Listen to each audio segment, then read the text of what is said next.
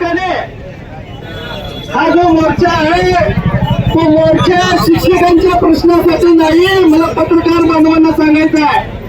या मोर्चामध्ये फक्त शिक्षक सहभागी नाहीत, तर शाळा व्यवस्थापन समितीचे अध्यक्ष आणि पालक सुद्धा या ठिकाणी सहभागी आहेत. आज आमच्या उन्हामध्ये जे शिक्षक उपस्थित आहेत ते शिक्षकांचं काहीतरी मागणी मागायला एकत्रित आले नाहीत, तर त्या मागणी करतायत, हाक देतायत, आम्हाला शिकवू द्या. आज शिक्षकाला जर आम्हाला शिकवू द्या म्हणायची वेळ आली असेल तर समाजातील प्रत्येक घटकाला या ठिकाणी विचार करण्याची वेळ आलेली आहे. आणि शिक्षक शिकवू द्या म्हणतो म्हणजे शाळामध्ये नेमकं चाललंय काय? आज शासक किंवा अनेक राजकर्ते ज्यावेळी भाषणं करतात त्यावेळी भाषण करताना शाहू फुले आंबेडकरांचं नाव घेतात. त्या सर्व राजकर्त्यांना मला इथं सांगायचंय, फुले शाहू आंबेडकरांची जिवंत स्मारकं आमच्या जिल्हा परिषदेच्या आणि खासगी अनुदानित सगळ्या शाळा आहेत. ज्या शाळा त्यामध्ये गोरगरिबांची मुलं, बहुजनांची मुलं शिक्षण घेत आहेत. पण गेल्या काही काळामध्ये वेगवेगळी धोरणं आणून या शाळा कशा बंद केल्या जातील या पद्धतीने धोरणं आखली जात आहेत. नुकताच आलेला संच मंडळाचा जो शासन आदेश आहे त्याच्या बाबतीत आपण विचार करण्याची वेळ आलेली आहे. कारण काय, एकीकडे आपण म्हणतो लोकसंख्या घटाव, आमदार हमारा एक, लोकसंख्या कमी व्हायला लागलेली आहे आणि तो संच मंडळाला मात्र वर्गातील पटाची 8 शासन वाढवत आहे. 20 वर्षाच्या खाली 20 पटाच्या खाली जो शाळा आहे तिथं एक सेवानिवृत्त शिक्षक दिला जातोय. 58 वर्ष झाली त्या बिचाऱ्याला आपल्या संसारात सुखा समाधानाला राहू द्या. अनेक तरुण या ठिकाणी बेरोजगार आहे, नोकरीसाठी भटकत आहे, टीएड बीएड होऊन फिरत आहेत, उच्च विद्यालय विभूषण आहेत. त्यांना टीटी सीटी हजारो अटी लावल्या, त्यांची चाळण केली आणि त्या गुणवत्ताधारकांना तुम्ही देताय 16,000 शिक्षण सेवक नावाचं फीस त्यांच्या मागणीवर ठेवलंय. या शिक्षण सेवक बंद झालं पाहिजे. आमच्या गोरगरिबांची मुलं जी शिकलेली आहेत त्यांना पूर्ण वेतन या ठिकाणी मिळालं पाहिजे. आज या ठिकाणी 10 पटाची शाळेमध्ये बनली की तिथं एक शिक्षक सेवानिवृत्त दिला जाईल आणि एक त्या ठिकाणी कायम असेल. आपल्याला ही छोटी गोष्ट वाटते, पण राज्यभरातील 28,500 शिक्षकांची पदं यामुळे कमी होणार आहेत आणि त्याच्यासाठी आपण या ठिकाणी विरोध करण्यासाठी एकत्रित आलेलो आहे. आज शिक्षकांच्या 10-20 श्रेणीचा प्रश्न असेल, त्याचबरोबर मुख्यालयी राहण्याची अट असेल, या सगळ्या गोष्टींच्याकडे वेळोवेळी सरकार मंडळी लोक कानाडोळा करतायत आणि आपल्याला झुलवत ठेवलेले आहेत. आता निर्णायक वेळ आलेला आहे.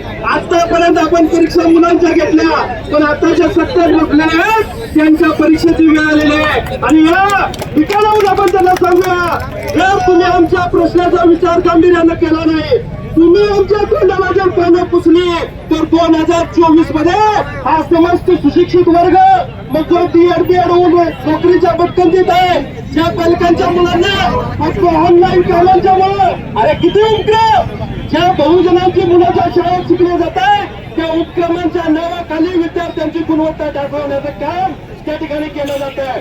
पण गुणवत्ताधारक हा शिक्षक आहे, सगळ्या बाबीकडे दुर्लक्ष करून विद्यार्थ्याच्या गुणवत्तेकडे तो लक्ष देतोय आणि म्हणून आज शाळा त्या टिकतायत. आणि या ठिकाणी मला म्हणावं वाटतंय, एक शेर तुम्हाला सांगतो, जहर का तो कुछ नहीं वो तो हम पी गए, जहर का तो कुछ नहीं वो तो हम पी गए, लोगों को तो तब बुरा लगा, लोगों को तो तब बुरा लगा जब फिर भी हम जी गए, जब फिर भी हम जी गए.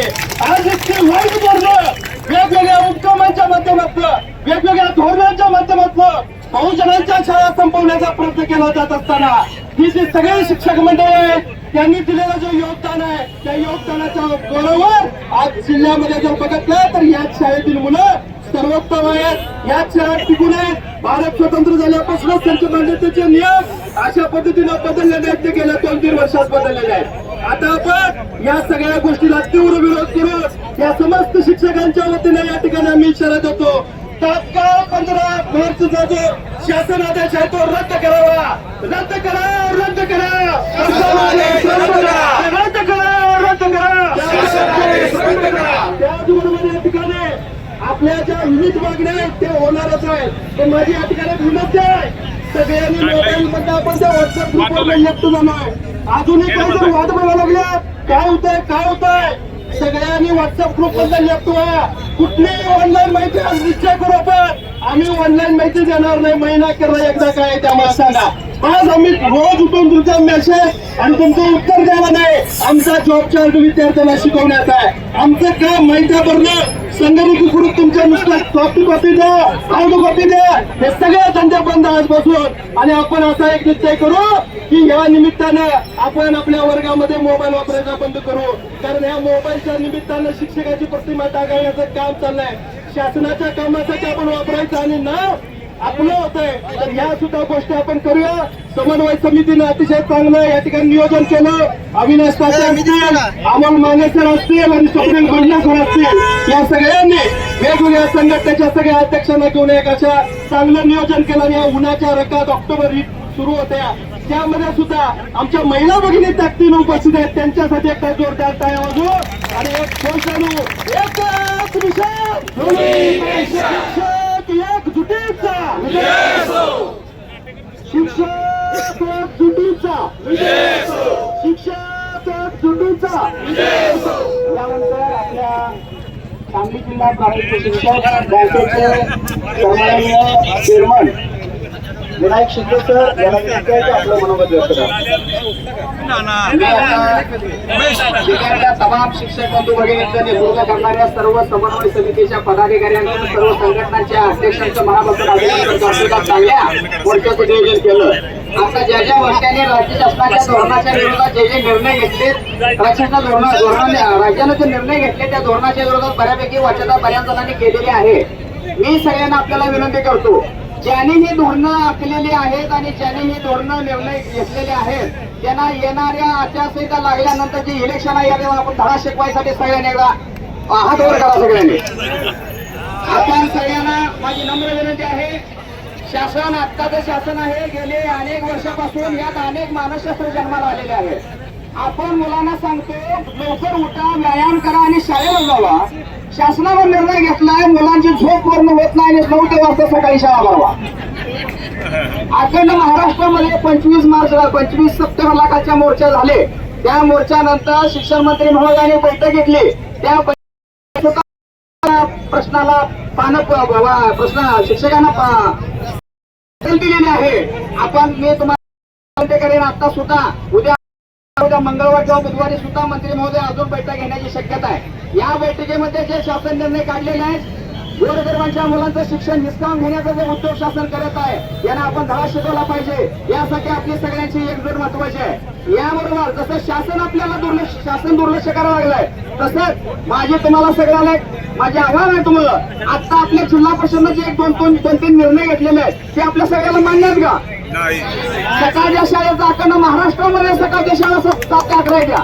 आणि आपल्या शिक्षणाधिकारी शिक्षण विभागाने निर्णय घेतलाय 9 ते 1 शाळा. आणि 10 वेळा सगळ्या संघटना एकत्र करून निर्णय घ्यावून सांगितलं होतं सकाळी 7 ते 11 शाळा भरवा.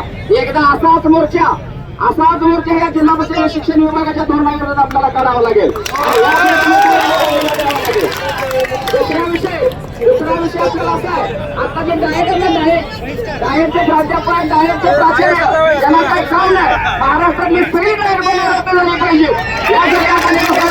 पाहिजे या सगळ्या प्रश्नांना या शिक्षणाच्या धोरणाच्या विरोधात महाराष्ट्र शासन जे निर्णय घेत आहे या निर्णयाच्या विरोधात.